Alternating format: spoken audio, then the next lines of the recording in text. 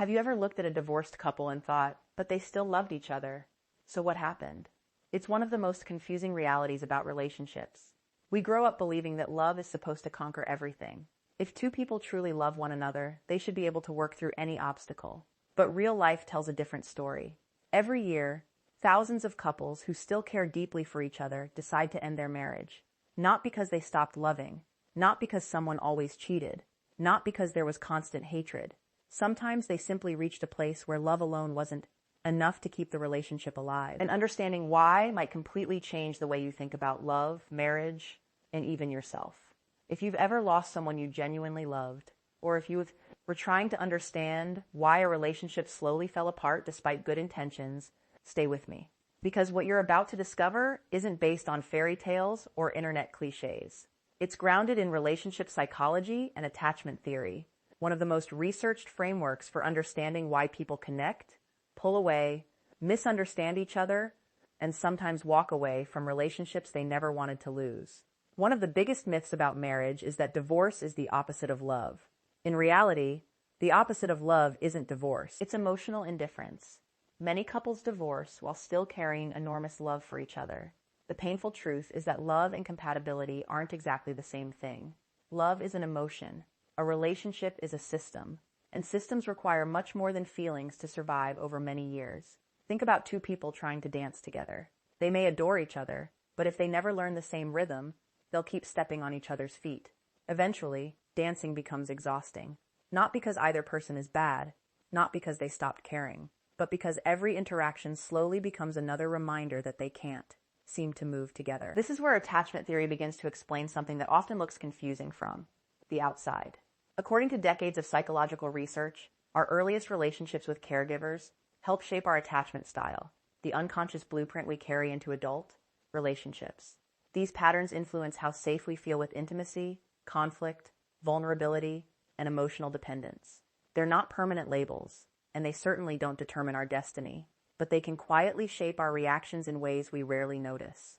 Imagine one partner who naturally seeks reassurance whenever something feels wrong. Silence makes them anxious. Distance feels dangerous. Their nervous system interprets emotional withdrawal almost like a threat. They don't ask for closeness because they're needy. They ask because closeness helps them feel emotionally safe.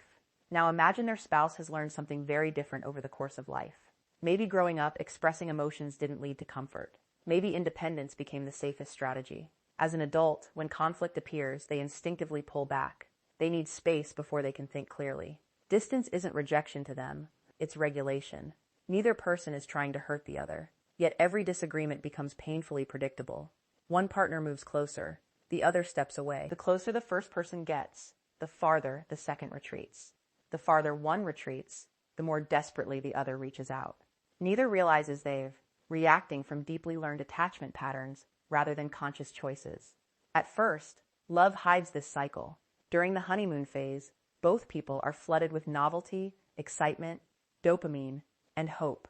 Small misunderstandings feel insignificant because positive emotions outweigh the stress. But over time, everyday responsibilities begin replacing excitement. Careers become demanding. Children arrive. Financial pressures grow. Health challenges appear. Suddenly, the relationship isn't tested during vacations or date night. It's tested during ordinary Tuesdays when both people are emotionally exhausted. That's often when attachment patterns become much more visible. One partner says, "We need to talk." The other hears, "You're about to be criticized." One partner becomes quiet after work because they're overwhelmed. The other hears, "You don't care about me anymore." Neither interpretation is necessarily true, but emotionally, both feel completely real. Psychologists sometimes describe this as the difference between intention and impact. Your partner may intend one thing, while your nervous system experiences something entirely different. Unless both people learn to recognize that difference, they spend years arguing about events that were never actually the problem. A husband comes home late from work. His intention may simply be survival after an exhausting day.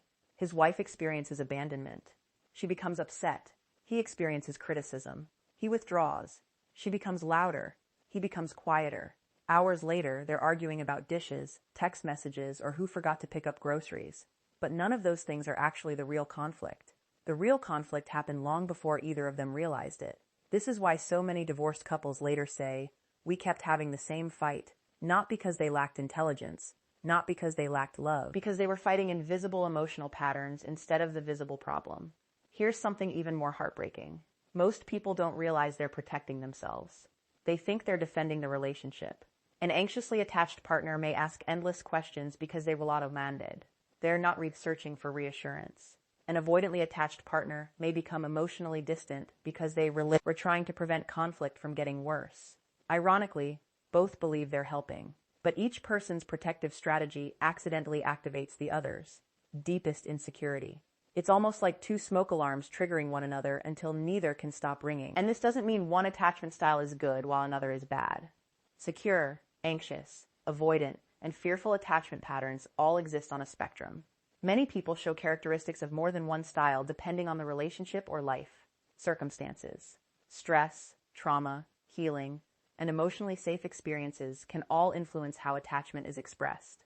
That's actually encouraging, because it means people aren't trapped. Awareness changes relationships. Not overnight, not magically, but gradually. Still, awareness has to happen before years of emotional pain become layers of resentment. Resentment rarely appears all at once. It grows quietly. One disappointment, another misunderstanding, one conversation that never happened, another apology that never felt complete. Eventually, couples stop reacting only to today's disagreement. They're reacting to 5 years of accumulated emotional memories. That's why a simple comment like, "Can you help with dinner?" suddenly turns into an hour-long argument. It's no longer about dinner. It's about every previous moment when one partner felt unsupported, unseen, or emotionally alone. The brain naturally stores emotionally significant experiences. When current situations resemble old emotional wounds, those memories can influence our reactions without us even realizing it. In psychology, this is sometimes described as emotional triggering. The present moment becomes colored by unresolved experiences from the past. And once couples become trapped inside this pattern, something subtle begins to disappear. Curiosity. Instead of wondering, "What happened to you today?" they begin assuming. Instead of asking, "What are you feeling?" they predict the answer. Instead of listening to understand, they listen to defend themselves. That's a dangerous turning point, because healthy relationships aren't sustained by mind reading. They're sustained by ongoing curiosity about someone who continues growing and changing. No matter how many years you've been married, your partner is never exactly the same person they were 5 years ago. Neither are you. The happiest long-term couples don't stay connected because they never change. They stay connected because they keep getting to know each other again and again. But what happens when that process quietly stops? What happens when two people who once knew everything about each other slowly become emotional? Strangers living in the same house. That's where many marriages begin changing in ways neither partner notices until much later. And it's also where the next piece of this story reveals one of the biggest reasons loving couples unexpectedly find themselves standing in a divorce courtroom, wondering how they got there. One of the most painful discoveries many divorced couples make is that the marriage didn't another. In one dramatic moment, it eroded little by little, often so gradually that neither person realized what was happening until they looked back years later. That's because relationships don't simply depend on the presence of love. They depend on the consistent experience of emotional safety. And emotional safety isn't about never having conflict. It's about believing that even during conflict, your partner is still emotionally with you. Research on healthy relationships has consistently found that conflict itself isn't the strongest predictor of divorce. Every couple argues. Every long-term relationship includes disappointment, frustration, misunderstandings, and moments of emotional distance. What matters far more is how couples repair those moments. Can they reconnect after they disconnect? Can they recognize each other's emotional reality without immediately becoming defensive? Can they make each other feel understood, even when they disagree? For many couples, that repair process slowly breaks down. Imagine a wife who tells her husband she's been feeling lonely for months. She isn't accusing him of being a bad person. She's sharing her emotional experience.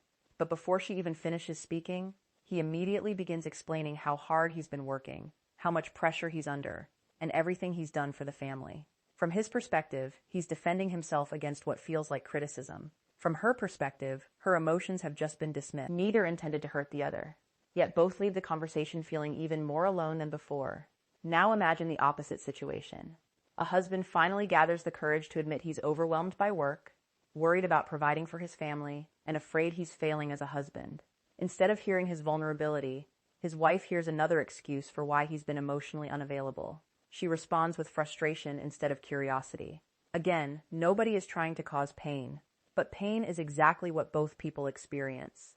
Attachment theory helps explain why this happens. Our nervous systems are constantly asking one silent question inside close relationships. Am I emotionally safe with you? We rarely ask it out loud. Instead, we ask it through everyday interactions. When we reach for comfort after a stressful day, when we share something embarrassing, when we admit we're scared, when we apologize, when we ask for affection, every one of those moments becomes a small test of emotional security. Most of the time, our partner doesn't even realize they're taking that test. When those moments repeatedly end in misunderstanding, something changes inside the relationship. People become more cautious. They start sharing less. Conversations become practical instead of personal. They discuss bills, schedules, children, groceries, and appointments, but they stop talking about the fears, dreams, disappointments, and hopes that once brought them together. From the outside, the marriage still looks stable. They still attend family gatherings. They still smile in photographs. They still celebrate birthdays. But privately, both partners may feel like roommates carrying enormous emotional loneliness.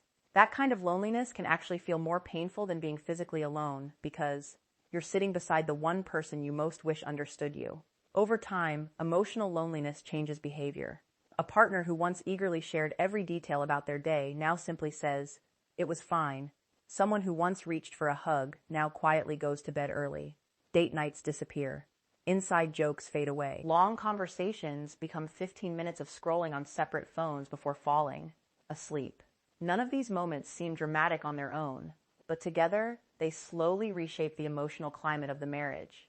Psychologists sometimes describe relationships as emotional ecosystems. Every interaction influences the next one. A kind response encourages openness. Openness creates trust. Trust encourages vulnerability. Vulnerability deepens intimacy. The opposite can happen just as easily. Defensiveness creates distance. Distance creates assumptions. Assumptions create resentment. Resentment reduces vulnerability. And without vulnerability, emotional intimacy slowly disappears. Here's the heartbreaking part. Many couples mistakenly believe they have a communication problem. Often, they actually have a safety problem. Communication techniques matter, but it's difficult to communicate openly when your nervous system expects rejection, criticism, or emotional withdrawal. That's why simply learning better phrases doesn't require is always solve deeper relationship struggles. If someone doesn't feel emotionally safe, even the kindest words may still sound threatening. Think about how differently people behave around someone they deeply trust versus someone they're afraid will judge them. The words may be identical. The emotional experience is completely different. This is one reason why secure attachment can be so transformative. Securely attached partners aren't perfect. They still become frustrated. They still make mistakes. But they generally recover more quickly because both people trust that temporary conflict doesn't automatically threaten the relationship itself. When that foundation is missing, every disagreement feels much bigger than it really is. An unanswered text isn't just an unanswered text. It's evidence that I'm not important. A forgotten anniversary isn't simply forgetfulness. It's interpreted as, you don't value me. Requesting space after an argument isn't experienced as emotional regulation. It's experienced as abandonment. Again, these interpretations aren't irrational. They're understandable responses shaped by previous emotional experiences, both inside and outside the relationship. This is why healing isn't about blaming your attachment style. It's about recognizing the invisible lens through which you experience your partner's behavior. One of the most powerful questions anyone can ask during conflict is surprisingly simple. What story is my nervous system telling me right now? Maybe the story is, I'm being rejected. Maybe it's, nothing I do is ever enough. Maybe it's, if I get close, I'll be hurt. Or maybe it's, if I don't fix this immediately, they'll leave me. Those stories often feel like facts, but feelings and facts aren't always the same thing. Learning to notice that difference creates space for compassion, both toward yourself and toward your partner. Unfortunately, many couples never reach that point. Instead, they become trapped in cycles of mutual protection. One person builds emotional walls to avoid getting hurt. The other works harder and harder to break through those walls. Ironically, the harder each person tries to protect themselves, the less emotionally connected they become. Eventually, one or both partners begin asking a painful question they never imagined they would ask. Are we still the same people who fell in love? The answer is usually no, not because love disappeared overnight, but because people inevitably change over years of shared life. The real question is whether they learn to rediscover each other as they changed, or whether they quietly grew in separate emotional directions without realizing it. And that difference often determines whether a marriage becomes stronger with time, or whether two people who still genuinely care about one another eventually reach the heartbreaking conclusion that love, by itself, could no longer carry the weight of everything they never learned to face together. By the time many couples begin talking about divorce, the decision itself often isn't the most painful part. The most painful part is realizing that they spent years trying to solve the wrong problem. They thought they needed fewer arguments when they actually needed more emotional understanding. They believed they needed to love each other harder when what they really needed was to help each other feel safer. And somewhere along the way, both partners became so focused on protecting themselves that they stopped noticing the person standing right in front of them. One of the most misunderstood truths about divorce is that it isn't always the result of one person giving up. Sometimes it's the result of two exhausted people who have been trying, failing, apologizing, trying again, and repeating the same painful cycle for years. From the outside, friends and family may wonder why they couldn't just communicate better. But from the inside, every conversation may already feel weighted by hundreds of previous conversations that ended in disappointment. Once enough emotional injuries accumulate, even simple discussions can begin with both people expecting to be misunderstood. That's one reason psychologists often describe relationships as emotional feedback loops. Every interaction teaches your brain something. If reaching for your partner consistently brings comfort, your nervous system gradually learns that closeness is safe. If reaching out repeatedly leads to criticism, dismissal, or emotional distance, your nervous system begins protecting itself. It becomes less willing to risk vulnerability, not because you don't love your partner, but because your brain is trying to reduce emotional pain. This process usually happens so slowly that neither person notices it. The husband who once eagerly shared every dream now keeps his thoughts to himself. The wife who once couldn't wait for him to come home now stops expecting meaningful conversations. They still care. They still want the marriage to work, but they're interacting with each other through layers of disappointment that have accumulated over time. Another difficult reality is that love doesn't erase stress. Marriage doesn't happen in isolation. Careers change, financial pressure builds, parents get older, children require constant attention, physical health changes, unexpected losses arrive.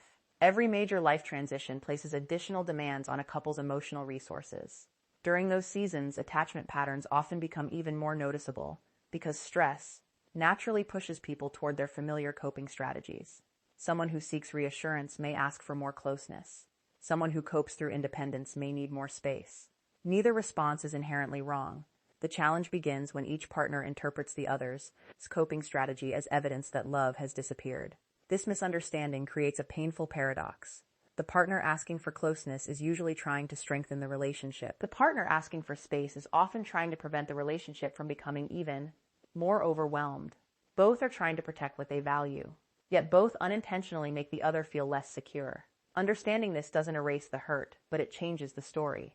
Instead of seeing your partner as your opponent, you begin seeing two nervous systems responding to stress in different ways. That shift alone can create remarkable compassion. It reminds us that behind many frustrating behaviors is an unmet emotional need rather than bad intentions. Of course, compassion doesn't mean every marriage can or should be saved. Some relationships involve abuse, manipulation, chronic betrayal, or patterns that make emotional safety impossible. In those situations, leaving may be the healthiest and safest choice. Attachment theory is never an excuse to tolerate harmful behavior or remain in relationships that consistently damage your well-being. But in many other marriages, the tragedy isn't a lack of love, it's a lack of understanding. Two people spend years translating each other's actions through fear instead of curiosity.